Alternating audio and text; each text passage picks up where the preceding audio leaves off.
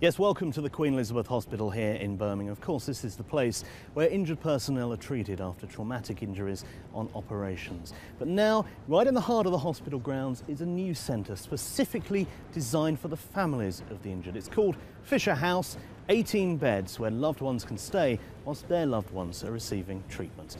And it was opened today by a very special person. His Royal Highness Prince Charles has been a frequent visitor to the Queen Elizabeth Hospital, keenly following the recovery process of wounded personnel. So he was the perfect choice to officially open this building. After meeting with representatives from the charities behind the project, the Prince cut the ribbon to the house before having a look around inside. In one of the 18 ensuite family bedrooms, he met Tammy Fisher, a trustee of the Fisher House Foundation, who've built over 50 similar accommodation centres in the US. It's just very meaningful to me. I'm so thrilled that we were able to make this happen so quickly, actually. And the house is beautiful. Prince Charles met some of the families who've already made use of Fisher House. It lets families stay for free, just yards from where their loved ones may be undergoing months of treatment, a hugely traumatic time in their lives. Totally disorientated, confused, frightened, all those emotions spinning around as you arrive here.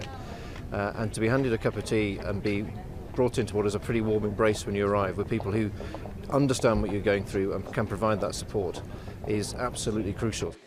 The Prince of Wales met Mum Kelly, Mia and Izzy. Kelly's husband is recovering at the Queen Elizabeth Hospital from an IED blast 6 months ago. His Royal Highness even wished Mia a happy 6th birthday.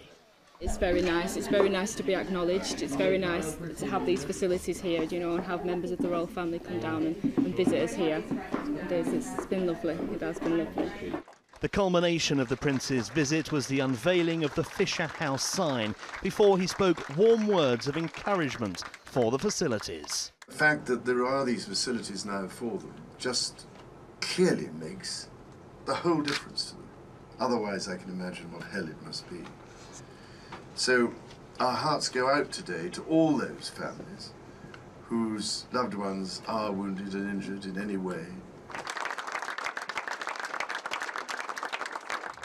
Well, although this was the official opening today, Fisher House has been helping families for some time now. It's a particularly distressing time when a loved one is injured, and Julie Knox has been hearing some of their stories. It's the second worst phone call. He's alive. That's the main thing. And then it's, what do I do next? What happens next? How do I get there? And the next minute, I've got a visiting officer ringing me up and telling me what's going to happen next. Pack a bag, I'm coming for you, and I'm bringing you to Birmingham. The staff took over, they explained everything that was going to happen next, and they put us in a bubble, basically, and they look after us. We don't have to think about anything else, apart from our loved ones who's in hospital. Elaine's soldier son is still receiving treatment at the Queen Elizabeth Hospital. She returns to Fisher House one night a week and says the help goes way beyond the practical. It's therapy for her too, to be around other people who are perhaps a little further down the same road. They knew how I felt and they just sat and let me talk and talk and talk, and it helped me enormously, did that. We want to make relatives feel at ease, and if that can help their loved ones' recuperation in any small way, just taking the pressure off people, reaccommodation, food, etc., anything that they need, we will try to meet. Helen Molloy could hardly have been under more pressure a year ago. She was 31 weeks pregnant with her second child when she was told her husband had less than a 30% chance of survival from injury sustained in a rocket attack on Faux Boulette in Helmand. Well, I lost one lung, I've had a splenectomy, I've lost the majority of my large intestines, my liver has got shrapnel in it, my spine's got shrapnel in it, I've still got shrapnel in my head. If it wasn't for places like this, I wouldn't have been able to be with Tom. The whole time he's been in hospital, I'm able to be here, even for like his operations as well. But more than welcome to come back and still stay here with him. And it is a home from home. There's everything you can think of here.